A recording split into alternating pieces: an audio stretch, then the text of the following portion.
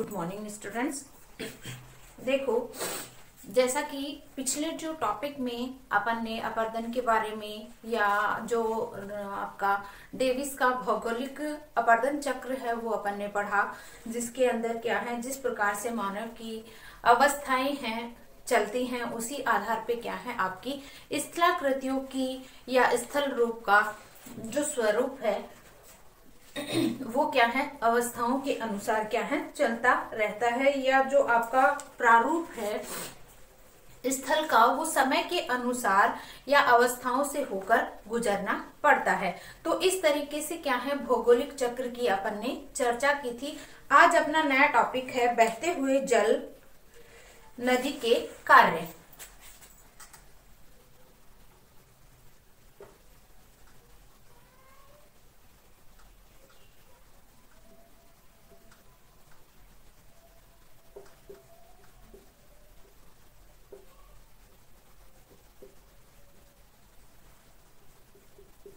बहते हुए जल नदी के कार्य, इनके बारे में आज अपन चर्चा करेंगे। ये भी आपका क्या है अपर्दन से संबंधित है, या कह सकते हैं कि अपना जो नदी के द्वारा, या मैंने आप लोगों को बताया कि पृथ्वी के ऊपर क्या है दो बल कार्यरत करते हैं। एक तो है अंतर्जात बल और एक है आपका बहिर्जात बल। बहिर्जात बल के अंदर मैंने आप लोगों को बताया नदी के द्वारा, पवन के द्वारा या हिमानी के द्वारा, सागरीय लहरों के द्वारा जो स्थलाकृतियों के जो स्वरूप बनते हैं या स्थलाकृतियां जो बनती हैं उनके बारे में आज अपन चर्चा करेंगे। तो सबसे पहले देख लेते हैं कि नदी के द्वारा कौन कौन से कार्य है वो संपन्न होते हैं, या कह सकते हैं कि नदी या पानी के द्वारा तीन प्रकार के कार्य हैं वो क्या है आपके संपन्न होते हैं, जिसके अंदर आपका अपर्दन, आपका परिवहन,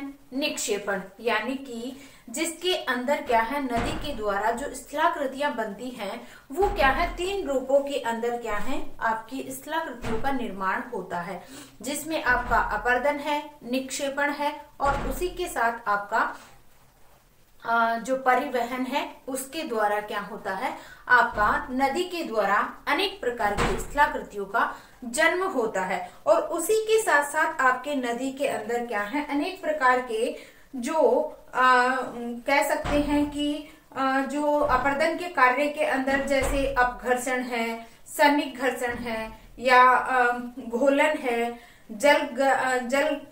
जलीय क्रिया है और जल दबाव है, उत्पाटन है, ये क्रियाएं हैं लगभग आपके किसके अंदर देखने को मिलती हैं अपर्दन के अंदर देखने को मिलती हैं, जिसके द्वारा अपर्दन के अंदर अपन क्या है अपर्दन नदी के रूप में, हवा के रूप में, या हिमानी के रूप में, या कह सकते हैं कि परिहिमानी के रूप में, सागरीय लहरों के रूप में। तो इस तरीके से क्या है आपका अपर्दन के रूप के अंदर ये सारे जो कार्य हैं उनको सम्मिलित किया जाता है। जैसे आपका अपघर्षण हो गया, सनिक घर्षण हो गया, संक्षारण हो गया, जल गति क्रिया हो गई, जल दबाव क्रिया हो गई, उत्पाटन हो गया, ये सारे क्या हैं कार्य हैं वो इसके अंदर सम्मिलित किए जाते हैं। तो सबसे पहले मैं आपको ये बता देती हूँ कि अपर्दन है वो क्या है।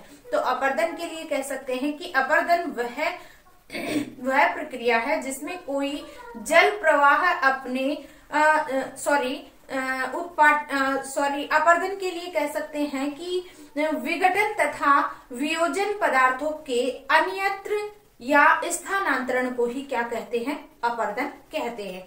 यानी कि कोई भी वस्तु, कोई आपका चट्टानी भाग है वो विघटित हो गया है, टूट गया है या वियोजन हो गया है उसके अंदर, तो वो पदार्थ क्या है आपके उन पदार्थों का क्या है एक स्थान से दूसरे स्थान पर क्या होने लग जाता है, स्थानांतरण होता है, वो ही क्या कहलाता है आपका अपर्दन है कहलाता है। तो बात कर लेते हैं अपर्दन की।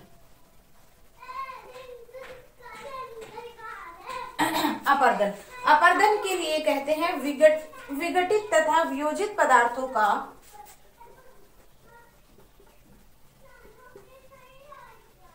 विघटित तथा वियोजित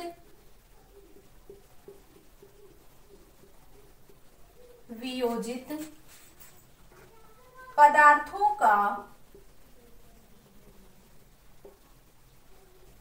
अन्यत्र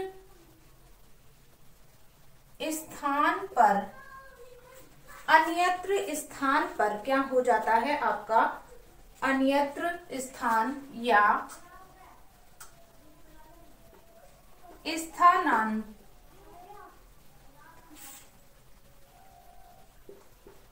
स्थानांतरण, अन्यत्र स्थान या स्थानांतरण को क्या कहा जाता है, अपरदन।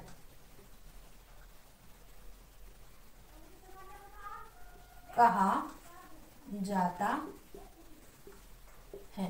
तो ये क्या है, आपके अपरदन की परिभाषा के रूप में विघटित और वियोजित पदार्थों का अन्यत्र स्थान या स्थानांतरण को ही क्या कहा जाता है, अपरदन कहा जाता है। जैसे मैंने आप लोगों को बताया कि अपक्षय और अपरदन दोनों ही क्या है, बहिर्जात बल के अंदर काम करते हैं। तो कोई भी चट्टानी भाग होता है वो क्या हो जाता है, टूट जाता है। जैसे ये टूट गया तो टूटने को तो क्या कहा जाता है, तड़क जाता है, टूट जाता है। तो वो तो अपने ही स्थान पर क्या हो जाता है, टूट कर वहीं बिखर जाता है। वो तो क्या है आपका अपक्षय। और अपक्षय के बाद में आपका क्या है, अपरदन है। यानी कि विघटित और वियोजित, यानी कि ये जो विघटन हुआ है, टूटा है, वो क्या हो जाता है, अन्यत्र स्थान पर या आपका स्थानांतरण हो जाता है। यानी कि ये जो आपका मलबा जो गिरा हुआ है, चट्टानी भाग, वो आपका दूसरे स्थान पर किनके कारण, आपकी नदी के द्वारा, हिमानी के द्वारा, हवा के द्वारा, तो इस तरीके से क्या है, ये क्या हो जाता है, स्थानांतरण इन पदार्थों का, इन चट्टानी भाग का या इन मलबे का क्या हो जाता है, अपरदन कहलाता है। ये क्या हो जाता है आपका, किसके द्वारा, परिवहन के द्वारा, या कह सकते हैं अपरदन कार्य के द्वारा क्या होने लग जाता है, आपका बहाव शुरू हो जाता है। ये क्या है आपका अपरदन कहलाता है। अब बात करते हैं बहते हुए जल या नदी के कार्यों की। नदी के कार्य यानी कि भूमि के ऊपर बहते हुए जल, या कह सकते हैं कि आपका नदी का कार्य होता है वो बहुत ज्यादा महत्वपूर्ण माना जाता है, क्योंकि धरातल के ऊपर किसी न किसी रूप के अंदर वो बहता रहता है। जैसे बरसात हुई और बरसात का पानी है वो भी क्या है, एक धारा के रूप के अंदर इकट्ठा होकर बहने लग जाता है। या कह सकते हैं कि वर्षा का जल जब धरातल के ऊपर किसी न किसी रूप के अंदर बहता है, उसे क्या है, बाही जल कहा जाता है। बाही जल कहा जाता है। यानी कि वर्षा का जो पानी है धरातल के ऊपर आता है और धरातल के ऊपर एक धारा के रूप में चलता है, तो उस जल को क्या कहा जाता है, बाही जल है कहा जाता है। और ये बाही जल जब एक निश्चित रूप में ऊंचाई से नीचे ढाल पर गुरुत्वाकर्षण के कारण प्रवाहित होता है, तो उसे क्या कहा जाता है, आपका नदी है, नदी का जल या सरिता उसे कहा जाता है। जैसे मान लो ये बरसात का पानी है, धरातल के ऊपर आ गया, और धरातल के ऊपर आने का कारण क्या है, पृथ्वी के ऊपर गुरुत्वाकर्षण बल और ढाल के कारण क्या हो जाता है, ये एक निश्चित धारा के रूप में, यानी कि ऊपर से नीचे की ओर जब ये गुरुत्वाकर्षण बल और ढाल के कारण जब नीचे आता है और एक निश्चित धारा के रूप में प्रवाहित होने लग जाता है, तो उसे क्या कहा जाता है, नदी का नाम दिया जाता है। समझ में आ गया होगा नदी किसे कहते हैं। फिर इसके कार्य की चर्चा करेंगे। नदी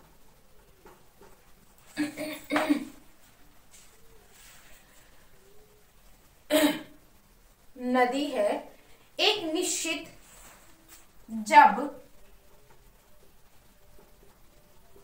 बाही जल एक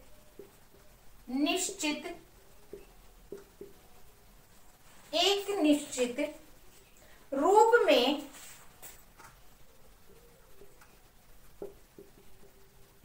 ऊंचाई से नीचे ढाल में निचले ढाल पर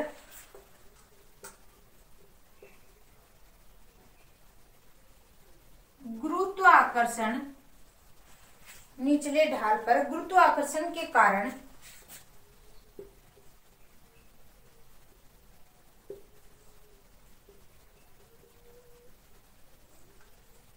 प्रवाहित होता है तो उसे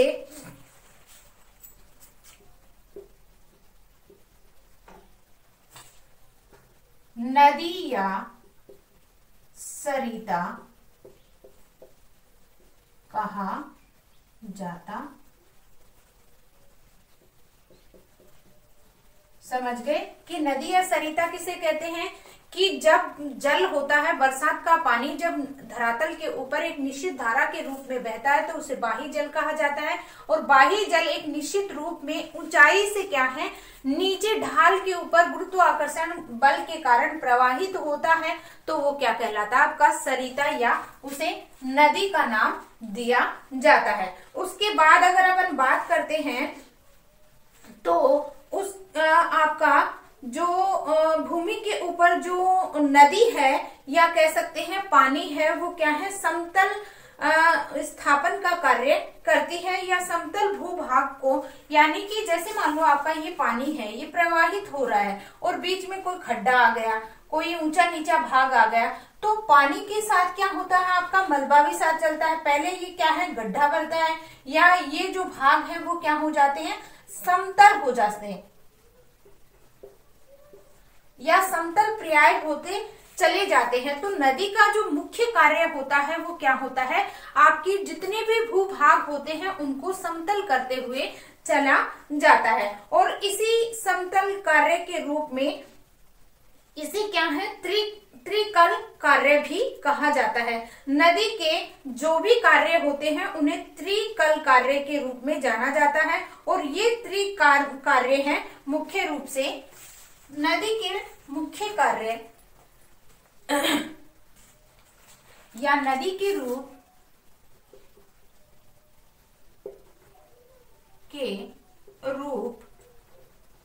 त्रिकल, नदी के रूपों को त्रिकल कहा जाता है। और इन त्रिकल को क्या है? 3 हिस्सों के अंदर बांटा गया है।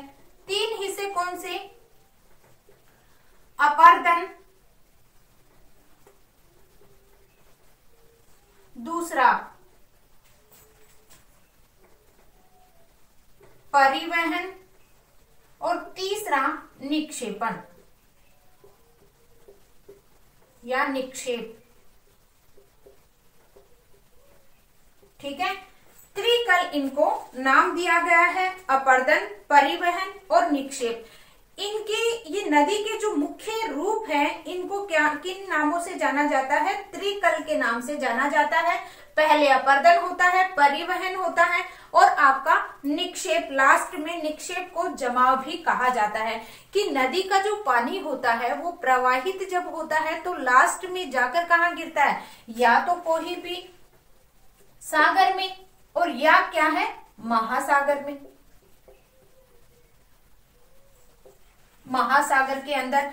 तो जहां पे आपका नदी के पानी के साथ में अनेक प्रकार का जो अनेक प्रकार का अवसाद होता है वो किस में आकर गिरता है? सागर और महासागरों में। तो जहां पे आकर गिर जाता है, इकट्ठा होता है, निक्षेप होता है या जमाव जो होता है वो क्या है? आपका निक्षेपण कहलाता है। तो इस तरीके से नदी के प्रमुख कार्यों के अंदर क्या होता है? आपके अपर्दन, परिवहन और निक्षेपण है वो मुख्य रूप से माना जाता है। और नदी का प्रमुख कार्य क्या होता है? भूपटल पर क्या है? अपर्दन करना माना जाता है। और अपर्दन के रूप में नदी के लिए क्या कहा गया है? नदी के प्रमुख कार्यों में से एक कार्य स्थल का क्या है? सागर तल तक ले जाना है। इसके नदी के रूप के अंदर क्या कहा गया है कि नदी का कार्य, प्रमुख कार्य क्या है? आपका अपर्दन का कार्य है। और मुख्य रूप से इसका मेन जो उद्देश्य है वो क्या है? आपका सागर तक ले जाना है, यानी कि धरातल के ऊपर जितना भी, जैसे पानी का जब बहाव आता है तो उसके साथ में जितना भी मलबा होता है वो तेज बहाव के साथ क्या हो है, पानी के साथ बहने लग जाता है और लास्ट में जाकर कहाँ पे गिरता है, आपके सागर वाले भाग में गिरता है। तो इस तरीके से नदी के कार्य के लिए कहा गया है कि उसका मुख्य जो कार्य स्थल है वो क्या है, आपका सागर तक ले जाना है। ये इसका नदी का प्रमुख कार्य के रूप में माना गया है। इसका स्क्रीनशॉट ले लीजिए पहले।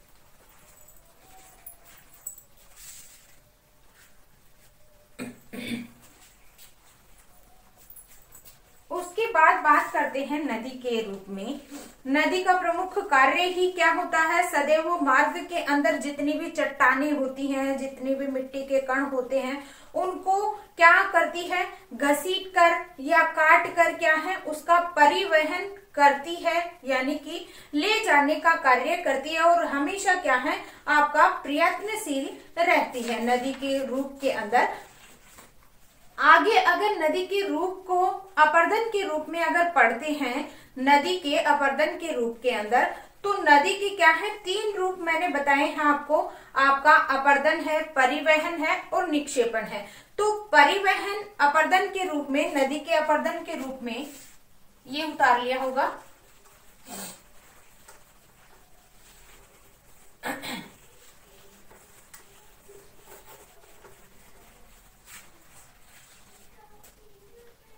नदी के अपरदन के अंदर आपके क्या कौन कौन से कार्य होते हैं नदी के अपरदन के रूप में?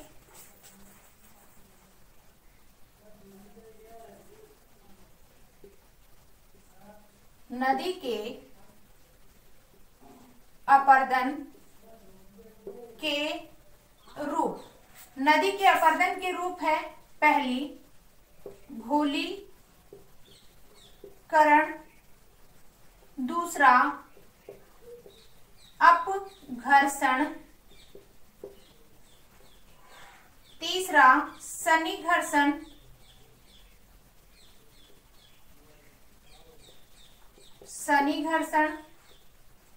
चौथा जल गति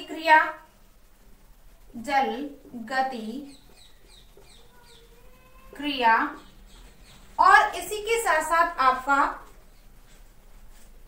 जल के साथ साथ आपका इस तरीके से क्या है, अपघर्षण, सन्निघर्षण और घोलीकरण और आपका लास्ट में जल गति क्रिया। ये क्या है, आपका अपरदन के कार्य या अपरदन के रूप में इनको माना जाता है। अब सबसे पहले चर्चा करते हैं घोलीकरण क्या है। घोलीकरण अपरदन के रूप में घोलीकरण या संक्षारण क्या होता है। देखो आपका घोलीकरण या संसारण के रूप में क्या है, आपका नदी जब प्रवाहित होती है तो जल के मार्ग में आने वाले जितने भी चट्टानी भाग होते हैं या चट्टाने हैं वो क्या है, घुलकर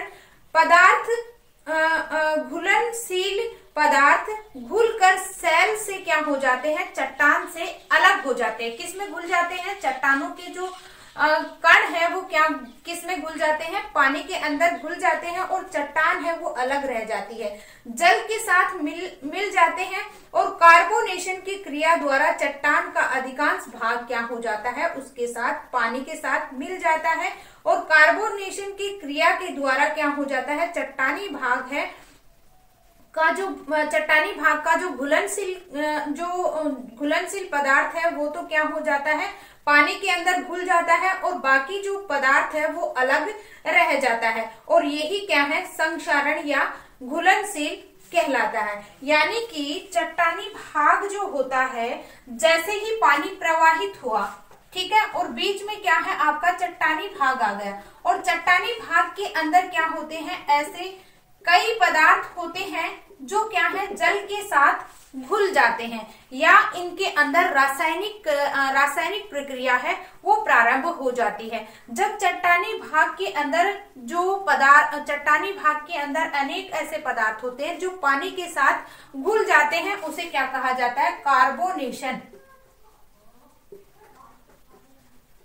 कार्बोनेशन के कारण क्या हो जाते हैं? पानी के साथ जब घुल जाते हैं और चट्टानी भाग क्या है आपका अलग रह जाता है और उसके अंदर जितने भी रासायनिक पदार्थ थे वो पानी के साथ घुल जाते हैं, उसे कार्बोनेशन की क्रिया द्वारा क्या है अधिकांश भाग है वो घुल जाता है और यही क्या है आपका घोलीकरण है कहलाता है। उसके बाद अगर चर्चा करते हैं तो आपका आता है अपघर्षण। अपघर्षण के अंदर अगर बात करें तो अपघर्षण के अंदर क्या है, नदी के साथ कंकड़ जो पत्थर होते हैं, छोटे हैं बड़े हैं, वो क्या है नदी के साथ ही आपके प्रवाहित होते हैं।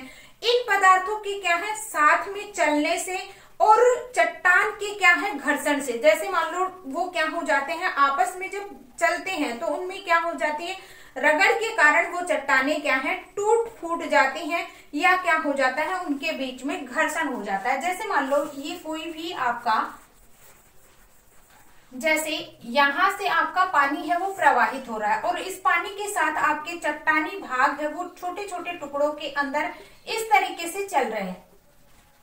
अपघर्षण का मतलब इस तरीके से चल रहे हैं और ये जब आपस में जब पानी के साथ बहकर चलेंगे तो चट्टानी भाग है वो क्या है या तो कमजोर होंगे, तो वो तो क्या होंगे आपके टूटने लग जाते हैं, और जो टूटते नहीं है वो आपस में क्या है रगड़क खाते हुए चलते हैं। तो इस तरीके से क्या है आपका अपघर्षण की क्रिया है वो होती है, जिसे क्या है टूट फूटने की क्रिया हो जाती है और उसे ही क्या है अपघर्षण कहा जाता है। तो समझ में आ गया होगा कि पानी जब प्रवाहित होता है, पानी जब एक निश्चित धारा के रूप में चलता है तेज प्रवाह के साथ, तो चट्टानी भाग को भी अपने साथ लेकर चलता है और जैसे ही वो क्या है आपस में, जैसे जो चट्टानी भाग के बड़े या छोटे टुकड़े जब पानी के साथ चलते हैं तो उनके बीच में क्या होता है घर्षण होता है। जैसे ही वो क्या है मतलब कभी आप लोगों ने पानी को बहते हुए देखा होगा और साथ में क्या है तेज बहाव होगा तो कंकड़ पत्थर भी साथ में चलते हैं।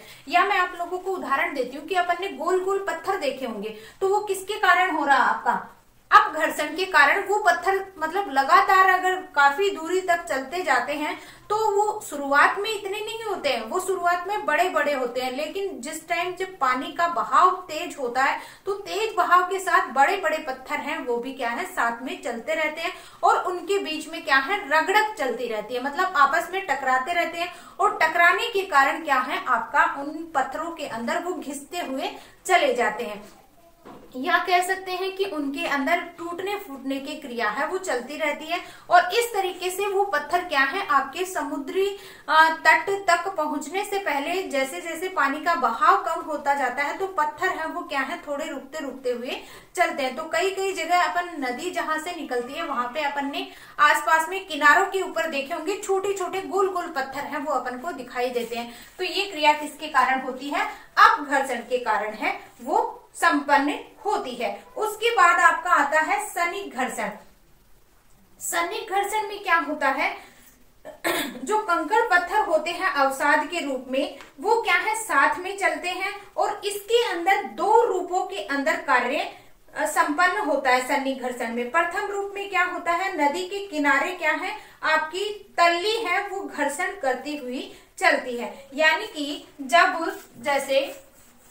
जैसे इस तरीके से आपका नदी का प्रवाह हो रहा है, ठीक है, ऐसे नदी पानी का बहाव हो रहा है और तो दोनों किनारों से तो बहेगा, दोनों किनारे हैं यानी कि नदी का जो पानी है वो तल्ली को काटता हुआ चलता है। मतलब इस तरीके से क्या है ये दोनों साइड में क्या है कटाव होता रहता है। शुरुआत में पानी यहाँ से बह रहा था, धीरे धीरे क्या है दोनों किनारों के ऊपर क्या है ये चौड़ाई है यानी कि घर्षण होता हुआ चला जाता है कि प्रथम के अंदर जो दोनों किनारे होते हैं नदी की घाटी के किनारे उन तल्ली को क्या है घिसता हुआ या उनके बीच में उनके नीचे क्या है घर्षण चलता रहता है। और दूसरे रूप में अगर कहें तो टुकड़े आपस में क्या है टकराते हुए चलते हैं, जिनके कारण उनमें बीच में आपका टूट फूट हो जाती है और इस तरीके से उनके बीच में भी क्या है, घर्षण होता है। टूटने की यह क्रिया ही क्या है, सन्निक घर्षण कहलाती है। देखो, दो रूपों के अंदर इसको समझाया गया कि नदी का क्या है, नदी जब प्रवाहित होती है तो पानी है वो कोई भी स्थान हो, उसके अगर पानी कहीं से भी निकल रहा है तो दो किनारे तो बनेंगे ना, बीच से पानी निकल रहा है तो दोनों तल्ली है उनको काटता हुआ चलता है, वो क्या है, आपका सन्निक घर्षण कहलाता है। दूसरे अर्थ में अगर इनको समझाती हूँ तो ये जो कंकड़ पत्थर होते हैं वो आपस में टकराने के कारण या तो टूट जाते हैं या उनके बीच में घर्षण हो जाता है, यही क्या है, आपका सन्निक घर्षण है कहलाता है। उसके बाद में आपका आता है जल गति क्रिया। जल गति क्रिया के अंदर क्या होता है, इस क्रिया में अपरदन में केवल जल का ही सहयोग होता है, जल के बिना यह कार्य है संपन्न नहीं होती है। यह कार्य किसके अंदर नहीं होता, आपका वायु के अंदर नहीं होता है। जल गति क्रिया सिर्फ क्या है, इसके अंदर जल के द्वारा ही ये क्रिया संपन्न होती है। इनके अंदर बिना कंकड़ पत्थर, बिना रासायनिक क्रिया के यह क्रिया आपकी संपन्न नहीं होती है। जल यांत्रिक ढंग से मार्ग में पड़ने वाले चट्टानों के कणों को धकेलने और ढीला करने का कार्य है वो किया जाता है। यानी कि इसके अंदर अगर बात करते हैं तो इसके अंदर जब नदी का जो बहाव होता है, नदी के पानी का बहाव जो तीव्र गति से होता है, तब यह क्या है, कार्य करता है। इसके अंदर क्या है, चट्टानी भाग है वो कार्य नहीं करता है। जैसे ही आपका पानी का बहाव अधिक होता है तो उस समय क्या है, लगभग जो कार्य है वो जल गति क्रिया के द्वारा ही किया जाता है। मतलब पानी का तेज बहाव होने के कारण पानी ही इसके अंदर क्या है, कार्य करता है। इसके अंदर कोई और हिस्सा है वो कार्य नहीं करता है और जल का बहाव इतना तेज होता है कि वह क्या है, चट्टानी भाग को हिलाकर क्या है, आगे की ओर धकेलता है। और यही क्रिया क्या कहलाती है, जब भी आपका कोई भी चट्टानी भाग है, कोई भी आपका कंकड़ पत्थर है, उनको आगे की ओर धकेलना ही है जल गति क्रिया कहलाती है। तो इस तरीके से आपका क्या है, अपरदन के कार्य हैं वो संपन्न होते हैं, कि इस तरीके से अपरदन के कार्य है वो देखने को मिलते हैं। उसके बाद में आपके आते हैं नदी का परिवहन कार्य। ये तो क्या थे आपके, नदी के अपरदन के कार्य।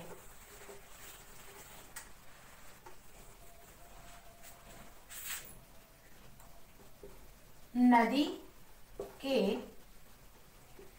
अपरदन के कार्य कौन सा, गोलीकरण, अपघर्षण, सन्निघर्षण और जल गति क्रिया। अब आपका आता है दूसरा, नदी का परिवहन कार्य। नदी के परिवहन कार्य। नदी के परिवहन कार्य के अंदर सबसे पहला देखा जाए तो कर्षण द्वारा, कर्षण द्वारा पहला कार्य है, कर्षण के द्वारा, या कह सकते हैं लुढ़क कर।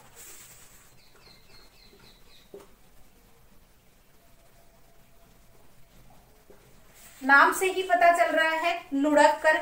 जब चट्टान के बड़े बड़े टुकड़े लुढ़कते हुए चलते हैं तो इसे क्या है, कर्षण की क्रिया कहा जाता है। यानी कि नदी के बहाव के साथ जब परिवहन का मतलब क्या, देखो अगर अपन अपने परिवहन के साधनों की अगर बात करते हैं तो परिवहन के साधन जैसे अपन सड़क पर चलते हैं या रेल की पटरियों का जो मार्ग है, तो उनके ऊपर जो परिवहन के साधन है, जैसे बाइक है, गाड़ी है, 4 व्हीलर है, तो ये क्या है, परिवहन के साधन है। ऐसे ही क्या है, नदी के अंदर परिवहन है, वो परिवहन के कारण कार्य क्या है, कर्षण का कार्य, जो आपका लुढ़क कर, यानी कि जितने भी आपके चट्टानी भाग होते हैं वो लुढ़क कर, यानी कि जिस तरीके से ढाल होगा उसी रूप के अंदर क्या है, वो लुढ़कते हुए या कर्षण की क्रिया के साथ में क्या है, आपके चट्टानी भाग है, बड़े बड़े टुकड़े, वो लुढ़क कर या आपके ढाल की ओर क्या है, आपके लुढ़कते हुए चलते हैं, वो ही क्या है, आपका कर्षण है कहलाता है। उसके बाद में उत्परिवर्तन द्वारा, दूसरा है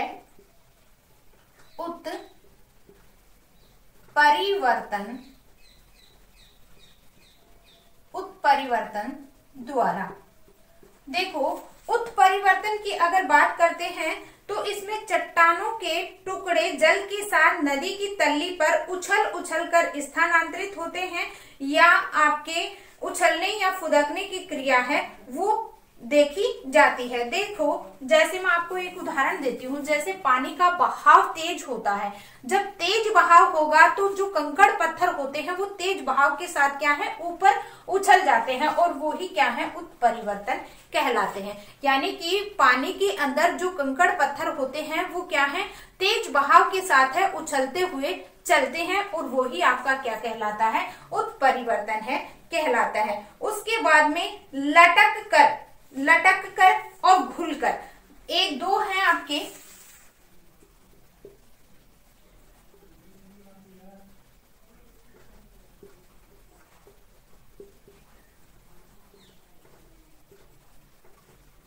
लटक कर और घुल कर। लटक कर कैसे, देखो, जल में प्रत्येक वस्तु का भार है वो कम हो जाता है। जैसे मान लो पत्थर है, पत्थर का भार है वो तो वही रहता है, लेकिन तेज बहाव के साथ उसका जो भार है वो कम हो जाता है, जिसमें आपके जो चट्टान है उन कणों, चट्टान से क्या है, अलग होकर नदी के मार्ग में वो गिरते हैं, तो वो क्या है, आपका पल्लवनशीलता के कारण उनके भार के अंदर क्या हो जाती है, कमी हो जाती है। यानी कि तेज बहाव के साथ जो पत्थर होते हैं या कह सकते हैं चट्टानी भाग है, उनका जो बहाव है पानी के बहाव के आगे, उनका जो भार है वो क्या हो जाता है, कम हो जाता है। जैसे उदाहरण के रूप के अंदर मिसिसिपी नदी के बोझ का भार क्या है, 90% भाग लटकन के रूप में दिखाई देता है, और इस विधि को लटकन विधि के रूप में माना जाता है। अगला है घुलकर। चट्टानों में घुलनशील पदार्थ जल के साथ घुलकर मिल जाते हैं, और वो जल के साथ क्या है, अदृश्य हो जाते हैं। वो ही क्या है, आपका परिवहन के कार्य के रूप में माना जाता है। जैसे मैंने आपको थोड़ी देर पहले बताया था कि चट्टानी भाग के अंदर क्या है, अनेक ऐसे पदार्थ होते हैं जो क्या है, जल के साथ ही घुलकर क्या है, कार्य करते हैं। जैसे कार्बोनेशन की क्रिया संपन्न होती है, ऑक्सीकरण की क्रिया है वो क्या है, जल के साथ आपकी संपन्न होती है। तो इस तरीके घुलनशील का जो कार्य है वो क्या है, पानी के साथ ही हो सकता है। तो पानी के साथ जब चट्टानी भाग का प्रवाह होता है तो चट्टानी भाग के अंदर ऐसे पदार्थ होते हैं जो पानी के साथ घुल जाते हैं, और चट्टानी भाग है वो अलग रहता है, और जो घुल जाते हैं वो पानी के अंदर दिखाई नहीं देते हैं, अदृश्य हो जाते हैं। तो इस तरीके से आपका क्या है, नदी परिवहन के कार्य है वो संपन्न होते हैं। इसका स्क्रीनशॉट ले लीजिए, पहले अपरदन के कार्य और परिवहन के कार्य।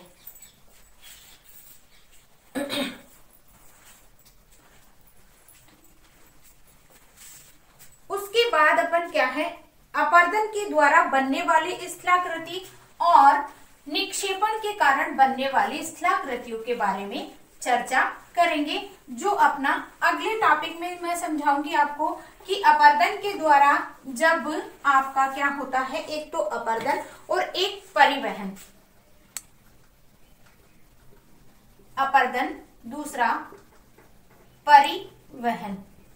देखो, अपरदन के द्वारा क्या है, जब नदी का प्रवाह होता है तो उस समय पानी का बहाव है वो तेज होता है, और तेज होने के कारण उनमें अनेक प्रकार की स्थलाकृतियों का निर्माण होता चला जाता है। जैसे वी आकार की घाटी है, गोर्ज है, कैनियन है और जलप्रपात है। ये क्या है, अपरदन के द्वारा बनने वाली स्थलाकृतियां हैं। इसके अंदर पानी का बहाव तेज होने के कारण अलग प्रकार की स्थलाकृति बनती है, और जैसे ही मैदानी भाग के अंदर आपका जब पानी का बहाव तेज हो जाता है, कम हो जाता है, तो उस समय क्या है, मलबा अधिक हो जाता है और पानी का बहाव भी कम हो जाता है। तो उस समय क्या है, आपकी अलग प्रकार की स्थलाकृतियां बनती हैं, वो आपकी क्या है, परिवहन या निक्षेपणात्मक स्थलाकृतियों का निर्माण करती हैं। तो इस तरह की जो स्थलाकृतियों का निर्माण है वो आगे अपन पढ़ेंगे। आज के लिए बस इतना ही, धन्यवाद।